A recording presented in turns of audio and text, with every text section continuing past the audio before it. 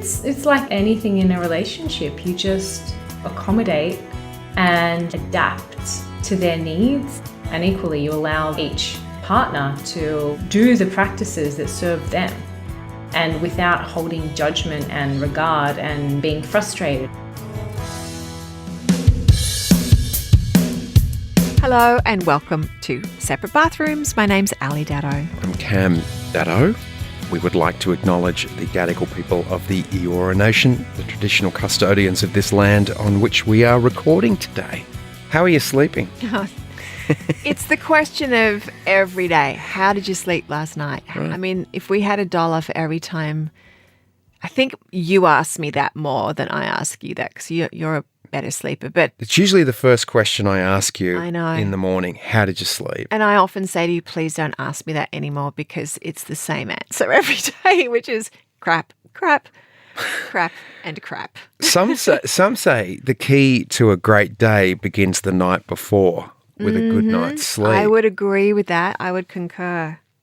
Today we have a sleep expert joining us. I'm so excited to talk to her. I'm so excited. Her name is Olivia Arezzolo. She is Australia's leading sleep expert, speaker and author. After 9 years of study, Olivia's qualifications include a Bachelor of Social Science and Psychology, a Certificate of Sleep Psychology, Diploma of Health Science, which is like a nutritional medicine. Olivia's been featured on Forbes, Today Show, The Morning Show, all sorts of good places. She's just recently released her book. It's called Bear, Lion or Wolf. Let's get Olivia in the bathroom. Hurry, Olivia. We need to talk about sleep, please. Hey, Olivia, thanks for joining us in the bathroom. You're looking fancy in your red and white today. Thank you. It's definitely because I definitely support the Sydney Swans for this grand final. which is now you've said that we are pre-recording this podcast. The grand final has yet to happen, so. But who knows who's won? Exactly. Who knows? But Hey, I love that you've started off with a sleep expert talking about the AFL. I don't know how they're connected, but somehow you've managed to say. well, let's put it this way: some teams put us to sleep, and others keep us awake. Right? Right. It's true. But I will say, in all sleep expertise, there's definitely a correlation between sport performance and sleep deprivation, which is why, sleep is such a fundamental part of any athlete's regime. You hear about, football players and tennis players, and they really have such a high value on sleep. And it's not surprising because it has such an impact on their performance. You're absolutely right. And we'll get into the sort of the nitty gritty of it today, because we all want to do it better, Sleep, that is. Yeah. We want to have deeper sleep, do it for longer. We're hoping that you can shed some light on this, being a sleep expert. I'd hope I can as well. Hence the reason why we have Olivia on the program. Yeah. When I found out we were having a sleep expert on the podcast, I was so excited. I was so excited because I'm now post-menopause, and I've just been in the menopausal world speaking to women my age, and it is the number one thing that women talk about in my age group is sleep. And any tips, anything that you can shed light on for us women, you're going to have so many women just going, please help me sleep better, including myself. So, but look, let's just go back to the beginning. There's got to be a story here. How did you come across this work, and why become a sleep specialist? Okay, I can definitely share that story with you. I guess it started probably when I was about 17, and I was struggling with my own mental health challenges. So anorexia, depression, and anxiety, of which I was hospitalized for 6 weeks as an inpatient, and then had 3 months of outpatient work. And so through that process, I was very, very unwell, and I had to move. Basically, I was in a position where I was either going to get better or I was going to remain unwell as I was seeing other people go in and out of the hospital ward. And I thought to myself, I don't want to be one of those people. I want to actually live my life properly. And so I had to, rather than resist help, I had to actually accept it. And over the space of time, it became easier and easier. And then it wasn't like a push to actually accept that help. It was what I wanted. And I started to get better, and I started to feel better, and I started to, re-engage with my life. I started to have healthy relationships. My memories, like I had enjoyable memories, fun times with my friends, fun time with my families. And through that process, I was like, you know what? I know how bad it is when there's no hope and you feel like everything's lost and there's no resolution. And I also know how great it can be when you overcome that. And I want everyone to have that experience. And so this is why I decided to study. I thought I needed not just my own experience, but studies as well. So I thought if I study psychology, nutrition, fitness, and sleep, then I'll have an understanding of holistic health, and I'll be able to help people feel their best inside and out. So I did that over the course of 9 years, and throughout that time, I started coaching in various modalities, stress, mindset, weight loss, and then I had some sleep clients, and they got really good results really fast. And for me, it was very easy because I put together my degrees, psychology, fitness, nutrition, and sleep. And if you think about it, those are the underpinnings of any healthy sleep hygiene principles, right? And so for me, it was very easy to get great results, and it was repeatable and it was consistent. And so I started to share this with other people, and literally every second person to me was like, help me with sleep, help me with sleep, help me with sleep. Like, wow, this is a thing. And I thought to myself, who's a sleep expert that I know that if I was them, who would I go to? And I didn't have anyone, outside of going to a doctor, which, I've always been on the more alternative, complementary, preventative side. Western medicine, I think it definitely has its place, but it's very reactive rather than proactive.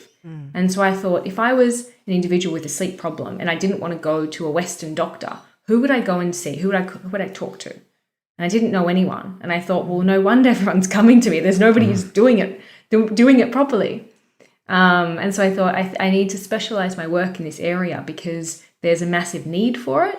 And I have the skill set that creates great results really fast. And that's what people want. And so I decided to specialize my work and, started work in the media, writing articles, basically I was just in this, I've got sleep tips, everyone take them. Anyone who wants to listen, they can take them. So I remember I was doing so many articles, so many, just free Instagram things. And it just really evolved from there. And then, then it started, rather than me pushing out my work, it started to be more people reaching out to me, clients coming to me, both private clients and then, brand partners, be it, my first campaigns were with Sealy Posturepedic and IKEA, so these were some really, really big milestones and really big signals to me that I should stay in the sleep space and I should continue to specialize my work. Well, you've written a book, Bear, Lion or Wolf, published around the world, and sleep is clearly a universal human need. How long did the book take you to write, and where does it take us, the reader? Sure. The book took me 7 months in total to write, I'd say, with a lot of back and forth with my editors. Where does it take the reader? So I think the premise of the book and the main theme is that there are actually specific sleep types. It's not just like one sleep system or one sleep, category that everyone sleeps at the same amount. Everyone needs to go to bed at the same time. They need to wake at the same time. They need the same amount of sleep. No, there are specific chronotypes or sleep types, which mean that you need to go to bed at specific times. You need to wake up at specific times. You need different amounts of sleep. You need to use different sleep strategies. And you need to be aware of different sleep saboteurs. So essentially it educates the reader on what is your chronotype or what is your sleep type?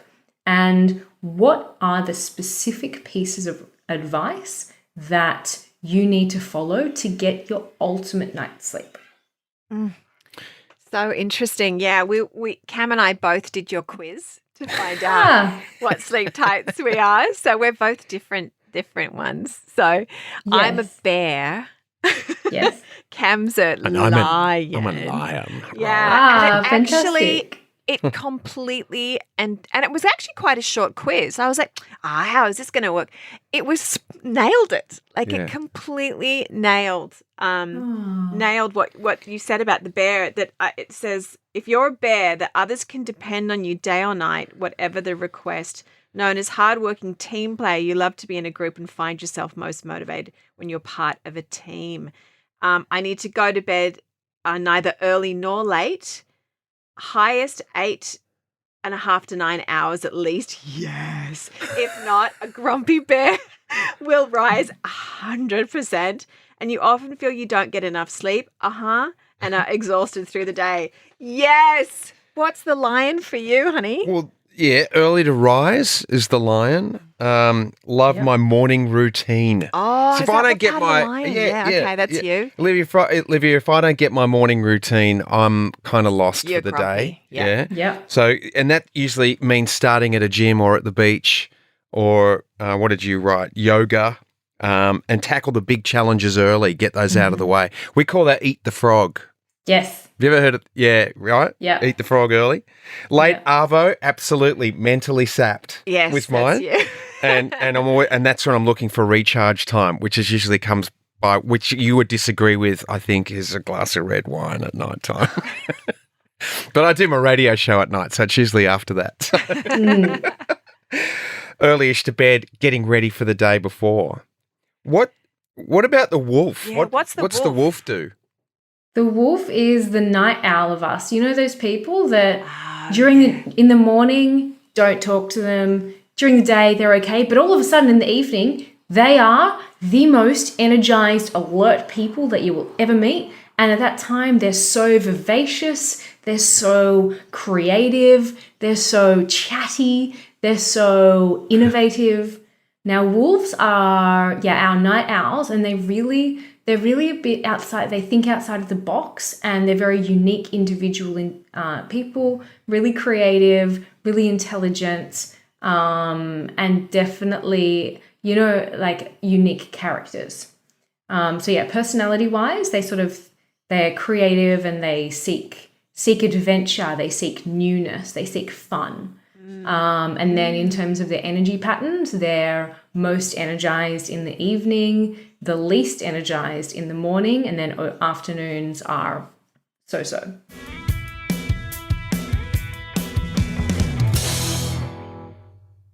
So now that we know what chronotype we are, how do you put that into your framework of work? So it depends what the individual's challenge is.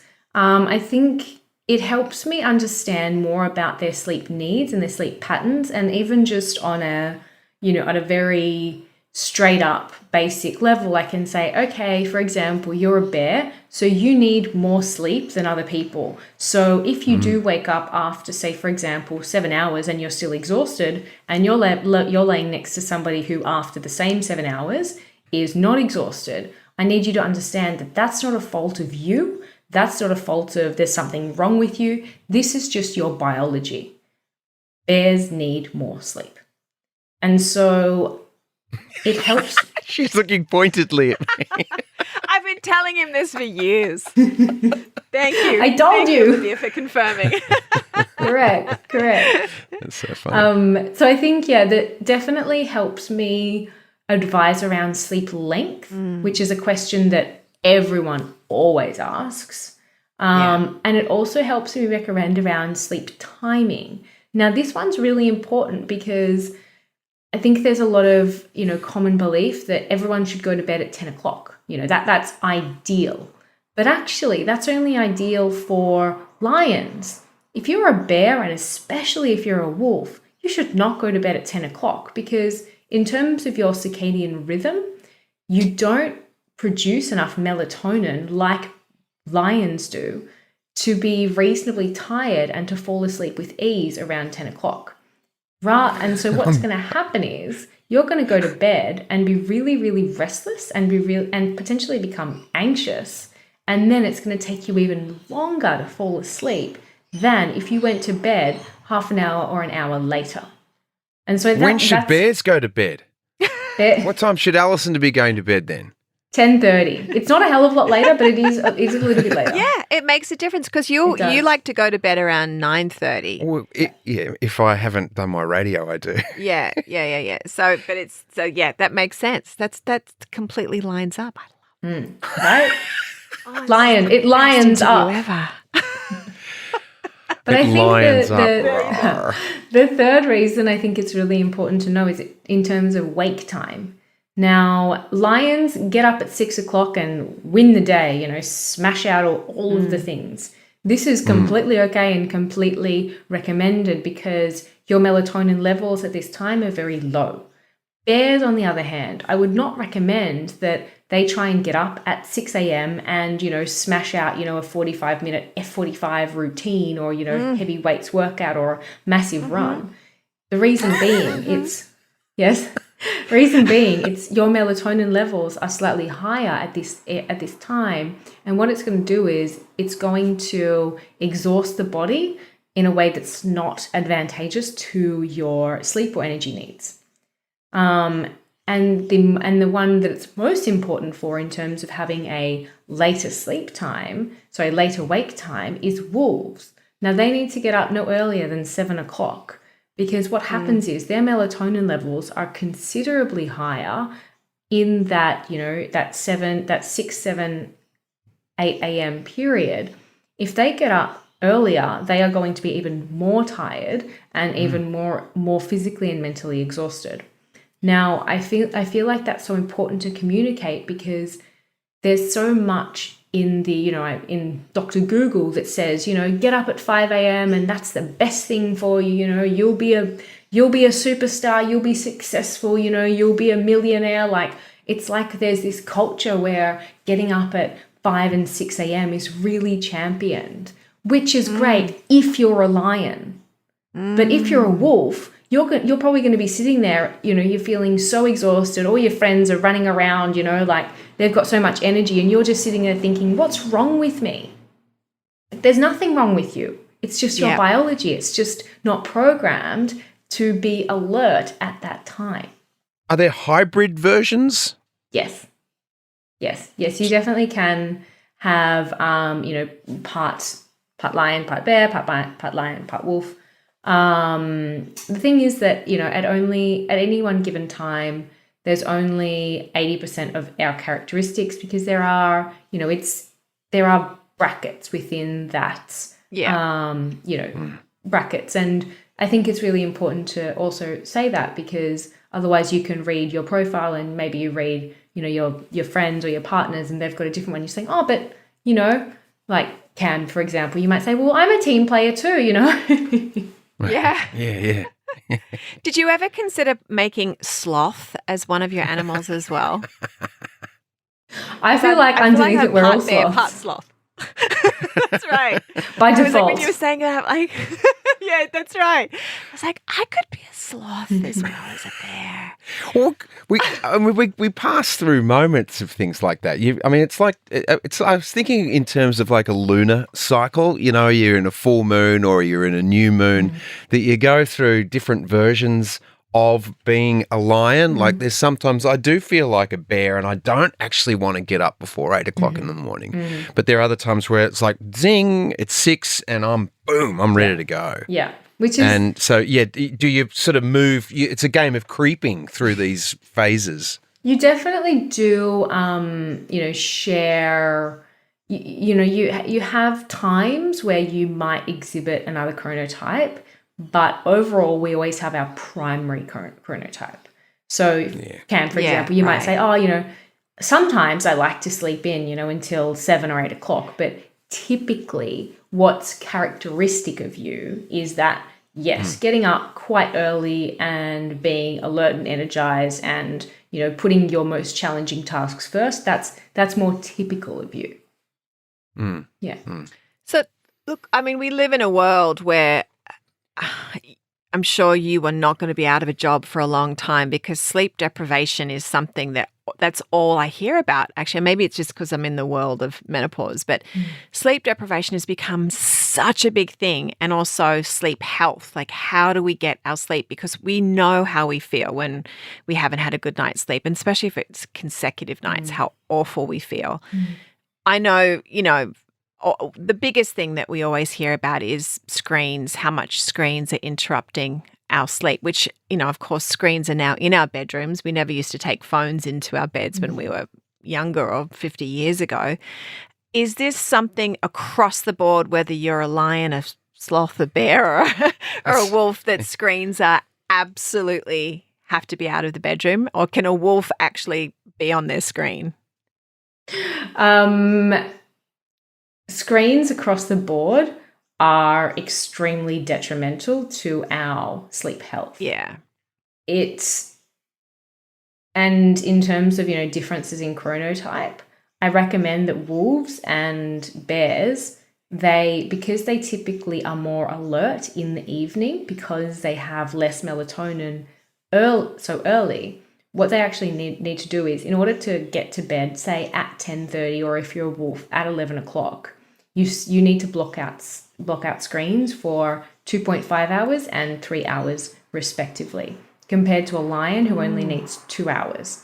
What it does is this facilitates the production of melatonin, which is a sleepiness hormone, and this is the main reason why you fall and stay asleep.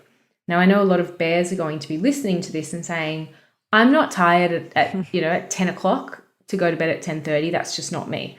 Well, maybe it would be you if you blocked out blue light for a minimum of 2.5 hours. And similarly, if you are a wolf and you're listening to this and you're thinking 11 o'clock, no, I like to go to bed at 12, 1, 2 o'clock. Well, potentially you could see major shifts if you block out blue light 3 hours beforehand. There was a study that it was a small study, but it was still nevertheless an academic study which found individuals fell asleep 79% faster when they were using blue light blocking glasses for 2 hours before bed compared to those using a placebo, like a fake glasses.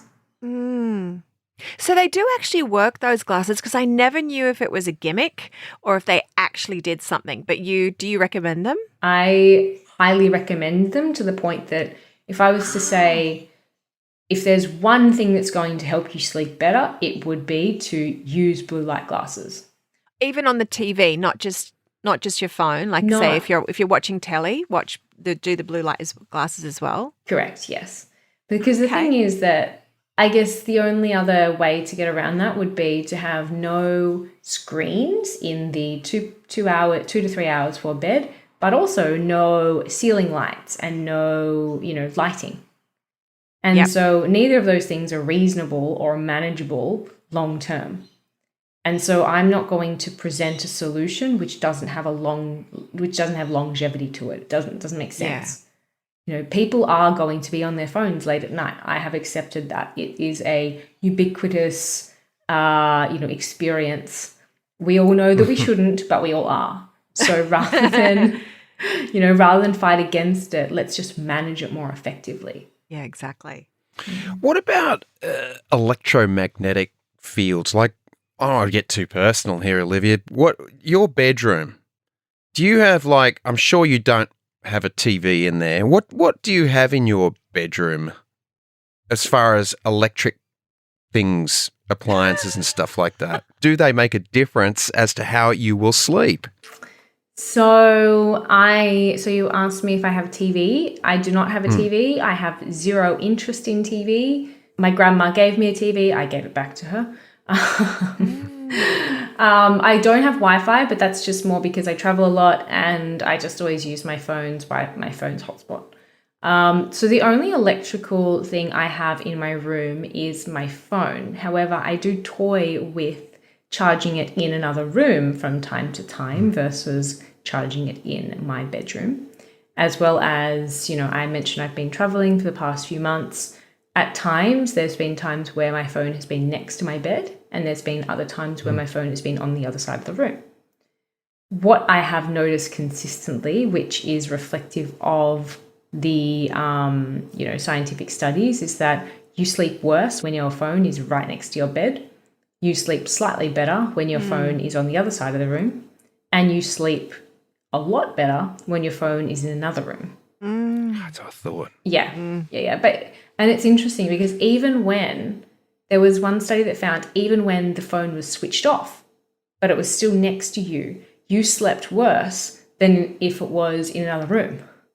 Because it's kind of like, because it's that, I would imagine that addiction. It's like if you've got an alcohol addiction and if you've got an open bottle of beer next to you, then your mind's going, I just want to have a sip. I just want to have a sip. You know what I mean? Because it's like, it's right there. So, yeah. Have you got any tips for couples who do have different sleep patterns? What do we do if someone's a wolf and someone's a lion? Or like, how do we make that work? I think it's like anything in a relationship. You just accommodate and you adapt to their needs and, respect their needs and respect that their needs are not necessarily the same needs as you. This can apply to somebody who is, in a partnership. One's a fitness fanatic and one isn't at all into fitness. How do you resolve that? You just meet somewhere in the middle and you allow them to, and equally you allow each partner to, do the practices that serve them, and without holding judgment and regard and, being frustrated. For example, Cam, you might like to get up a bit earlier and think, great, this is a great time to, go for a jog together. And then Ali, you're like, that is not happening. It could happen. I am at home with my porridge. Exactly. Right? I like my slow mornings. And I stay in my pajamas. I mean, it's just like I truly am a bear. Yeah. But as you say, Olivia, because then when I'm more awake and you're still awake, if in the afternoon before you've hit your limit, then we go for a walk. Yeah, we do. And I was going to ask you about, where does napping fit in? Because I'll sometimes hit the afternoon bit, and I'll go, I'm done. I'm on the couch. Can I just actually call bullshit on this? My husband can nap at 10 a.m., 1 p.m., 3 p.m., 7 p.m. and still go to bed at 9:30 and sleep. Like, no one naps like Daddo. Yep. Yeah, and I've said this before. One of our dear friends thought he was narcoleptic because he would just fall asleep at parties, at restaurants, at plays. Do you think you're a bit? No, you're not better. Anyway, tell us about that, Olivia. That's fantastic. The question was, Olivia, before I was so rudely interrupted by my wife who knows me way too well. Does napping ruin an evening, your main sleep? Okay, so it can, but it doesn't need to. So the thing about napping is why it can ruin evening sleep is if it's taken too late in the day and too long. Yeah. So what happens is there's a sleep hormone called adenosine. Adenosine promotes sleep in a similar way to melatonin. Melatonin, when it's high, you need to fall asleep. When adenosine is high, you need to fall asleep. Adenosine builds up in the body as a result of being awake. It's a result of all the electrical chemical activity, which is why after being awake for 17 hours, we feel pretty toasted. Our adenosine levels are really high. What happens is when we nap is that adenosine dissipates. It's because the brain doesn't have a lymphatic system. The only time it can cleanse is during sleep. So when we sleep, adenosine dissipates, we feel less tired when we wake up. And if this is why naps can cause problems to our evening sleep. If we have napped too late in the day and we've cleared out adenosine too much, in a sense, then you're not sufficient. You don't have sufficient adenosine to fall asleep with ease that night. Now, how to mediate that? I've got a perfect nap plan because I like to have plans. And this perfect nap plan has 3 steps. Step 1 is keep it short, no longer than 30 minutes. 2 is keep it dark, wear an eye mask. And 3 is finish the nap before 3:30. Okay. Now, I if like you it. do all Yeah, these that's things, great. Love a plan. thanks. Yeah. It's a good 3-step plan. Like, it's pretty simple to follow and it's short and sharp and you get it. So that's reflective of, the research around naps. There was a study by NASA that found a 26-minute nap improved productivity by 34%, which is great. But I don't want to say take a 26-minute nap because then people are going to be freaking out about, but it's 27 minutes. Gone too long. Right? Yeah. Just 30 minutes, that like max 30 minutes is fine.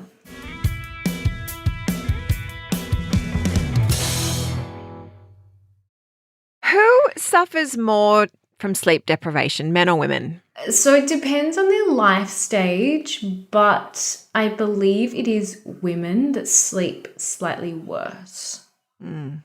Yeah. Do you know why that is?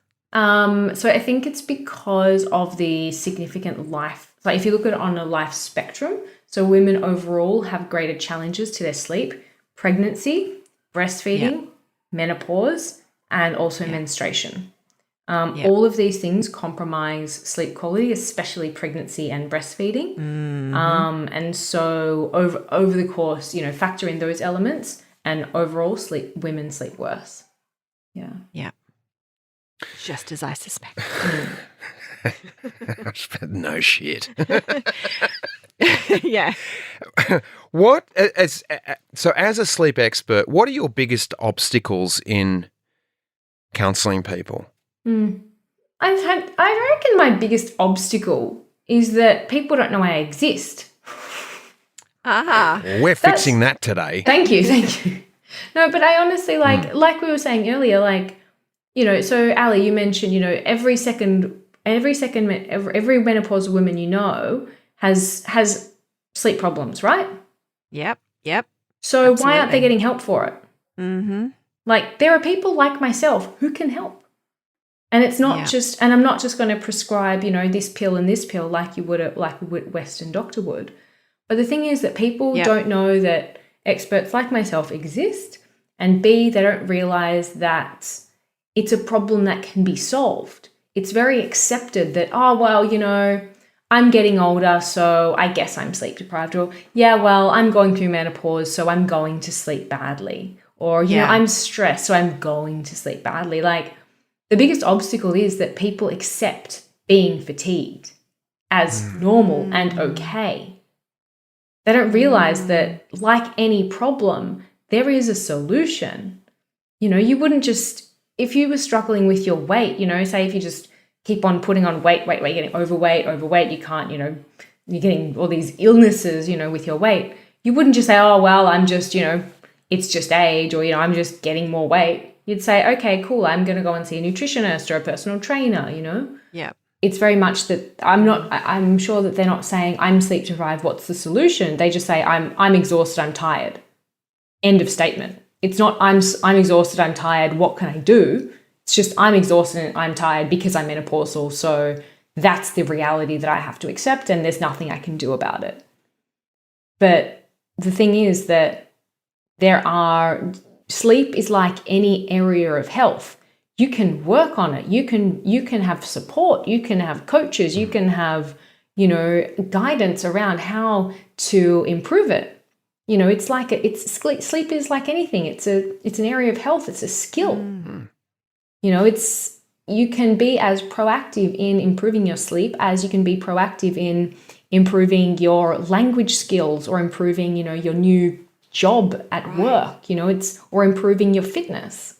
Sleep is exactly the same. There's also a bit of a culture too, I find at the moment is who's more tired from working so hard. Like it's a little bit of a badge of honor. I'm so tired because I've been doing this and I only got 4 hours of sleep last night because I did this and I did that. And I hear that and I go, I do not want to subscribe to that kind of competition. That does not excite me at all. Do you find that as well?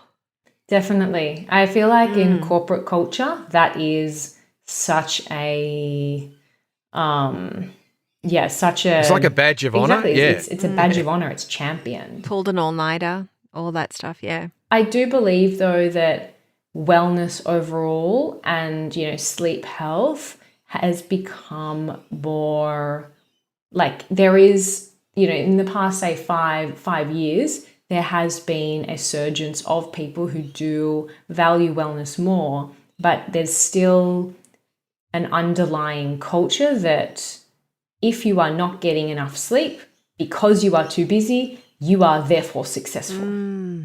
I still feel like that's a more powerful belief, and that's insinuated in our culture, especially corporate culture, more so than being well allows me to function at my best for myself and my clients and my co-workers.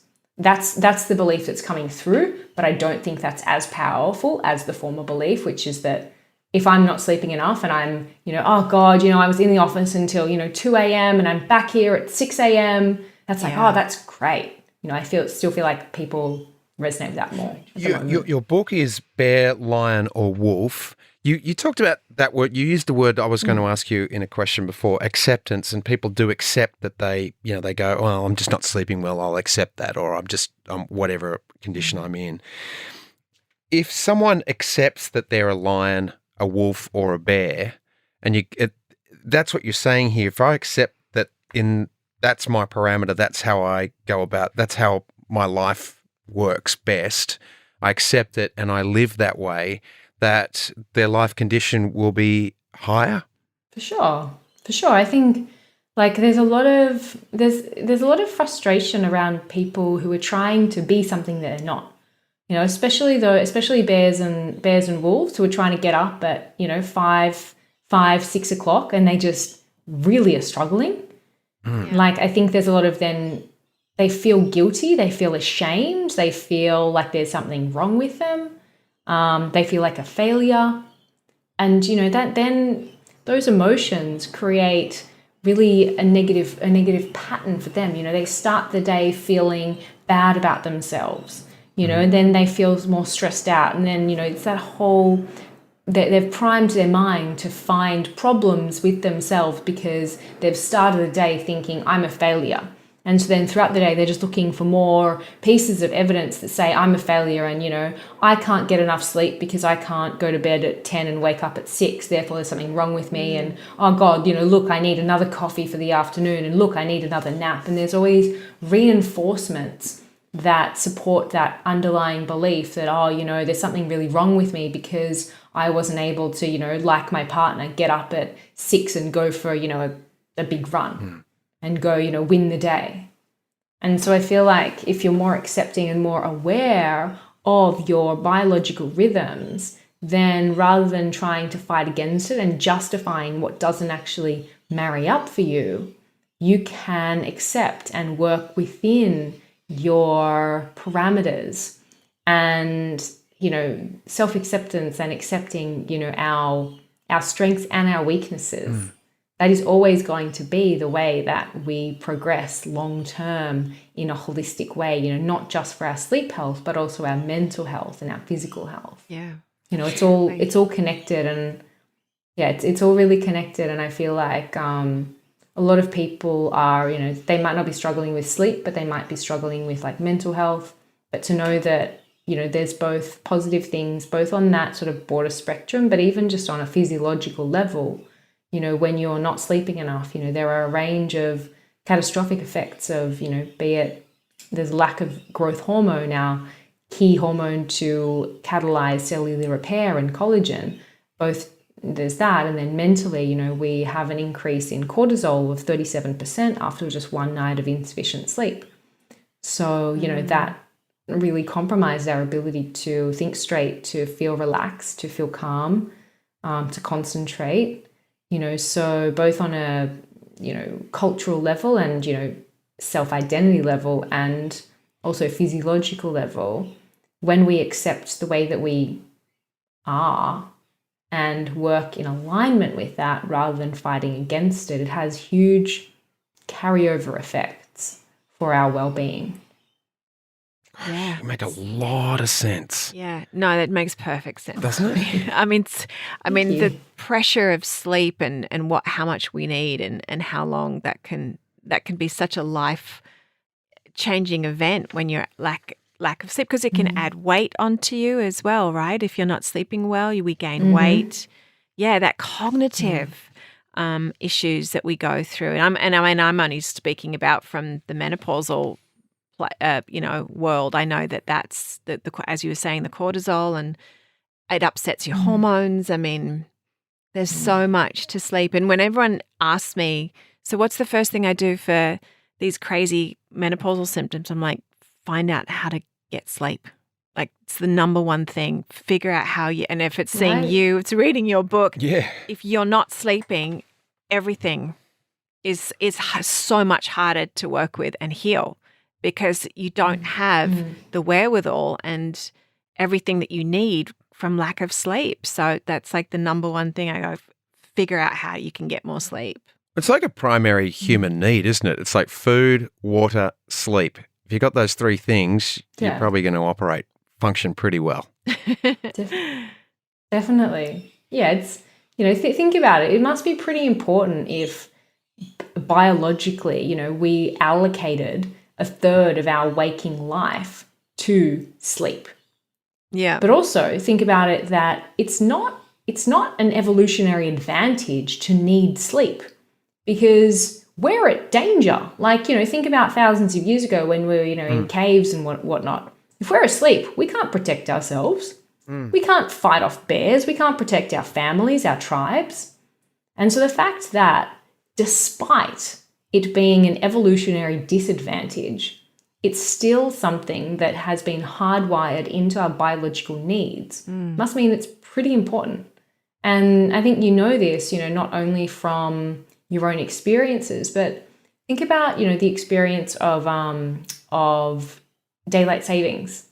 So when daylight savings starts and we lose 1 hour of sleep, across the globe, countries who are practicing daylight savings, there will be a 20 to 23% increase in heart attacks and cardiovascular illnesses on that specific day. No.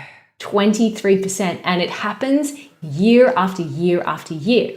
Wow. And what happens is when we gain 1 hour of sleep at the end of daylight savings, the reverse happens. There's a 20 to 23% drop in cardiovascular conditions and heart attacks.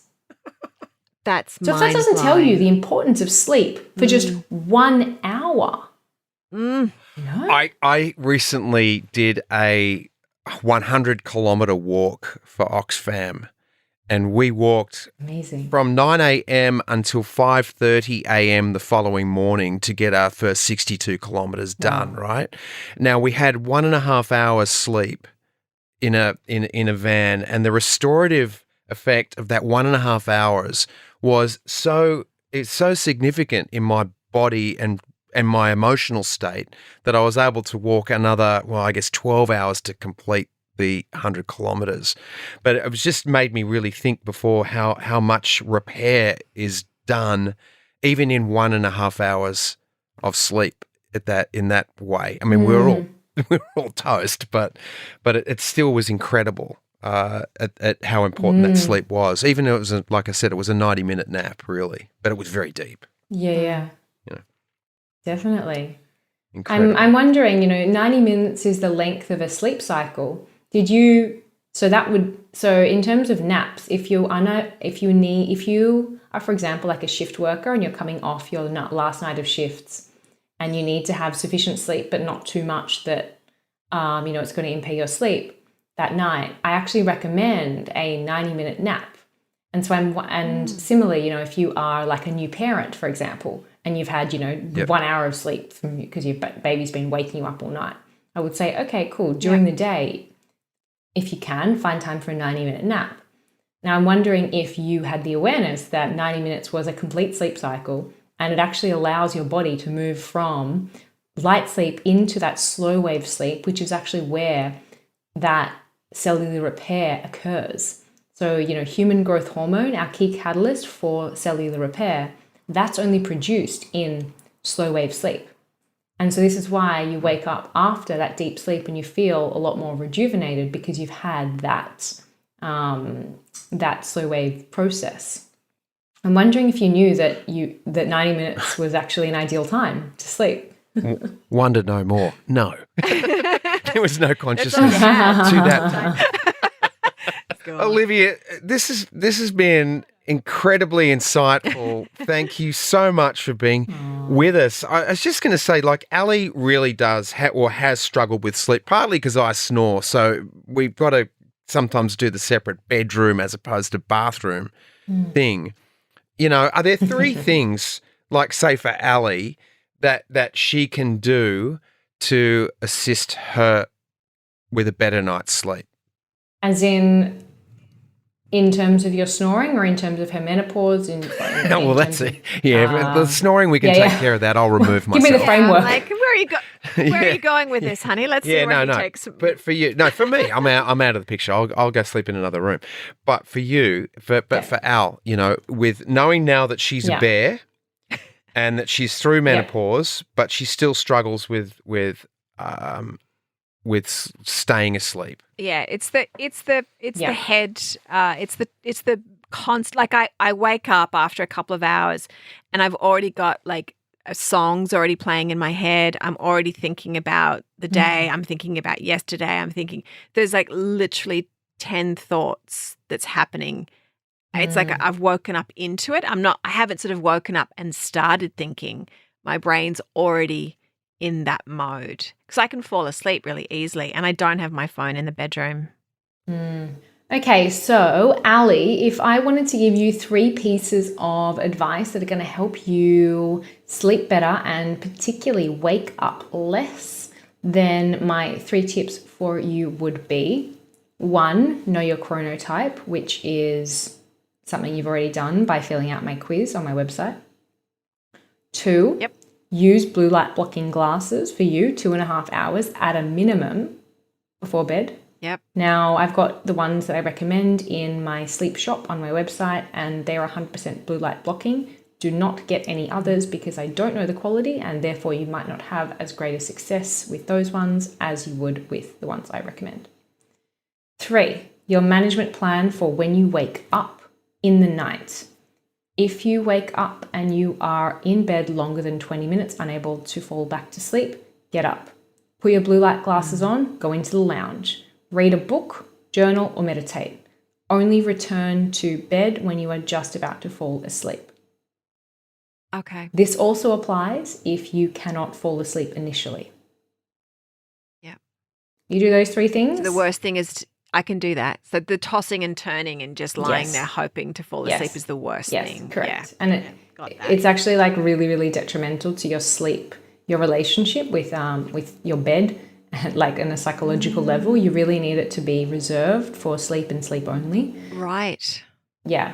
Basically, the more you toss and turn in bed, the more the body, as soon as you see the bed and you jump into bed, the brain remembers that, and it thinks that, and it expects you to toss and turn that night, and then you get subconscious anxiety because you are subconsciously expecting to toss and turn that night.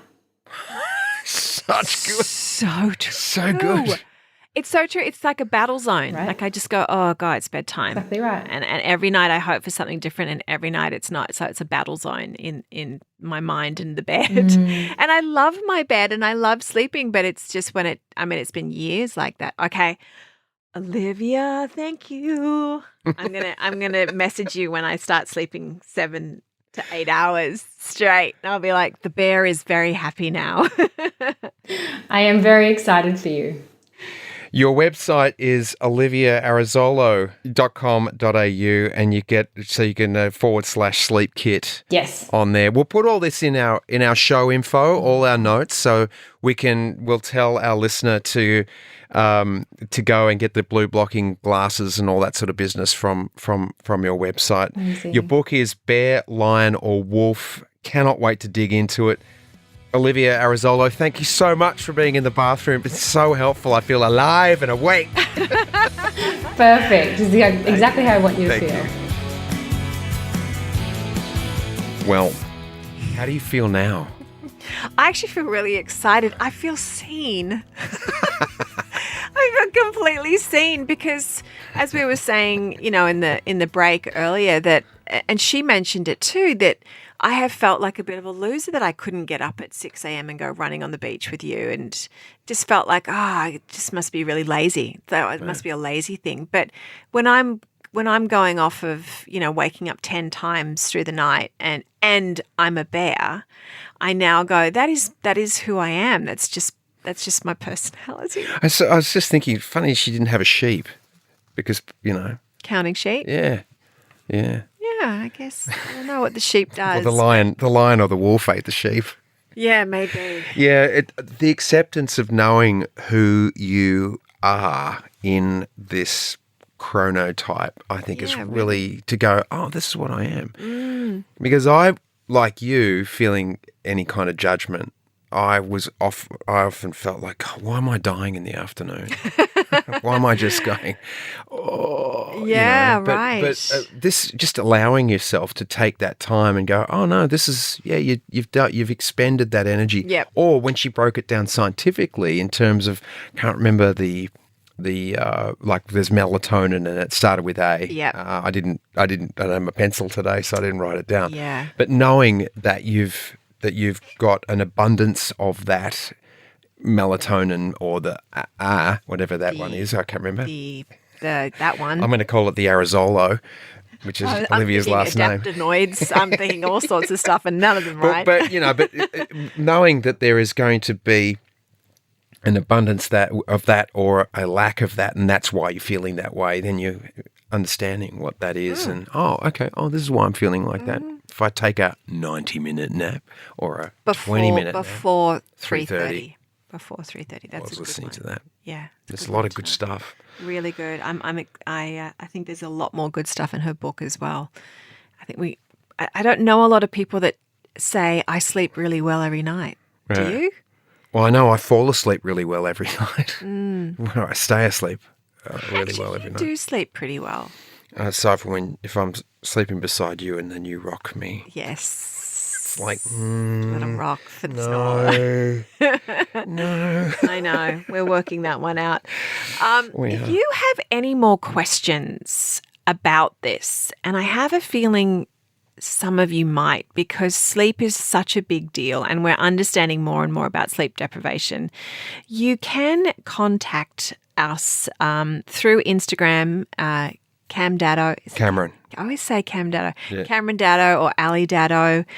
We might get Olivia back on if you've got questions about sleep and if you need more help. Or, of course, you can just contact her yourself. Yeah, her website is oliviaarezzolo.com.au. We will put all this stuff in our show notes, so you'll have all that information. It's been fantastic. I'm hopeful that tonight we both have really deep sleeps. Long, deep sleep. I need to get those glasses. Yes, the blue light glasses. But see, I wear glasses to watch TV, so now I'm going to have to do glasses on glasses. Oh, Granny. I know, it's going to be cute. Grandma. Just be ready for that. I will. Mr. Lion. Thanks so much for listening, everyone, and I wish you a very good night's sleep tonight. No.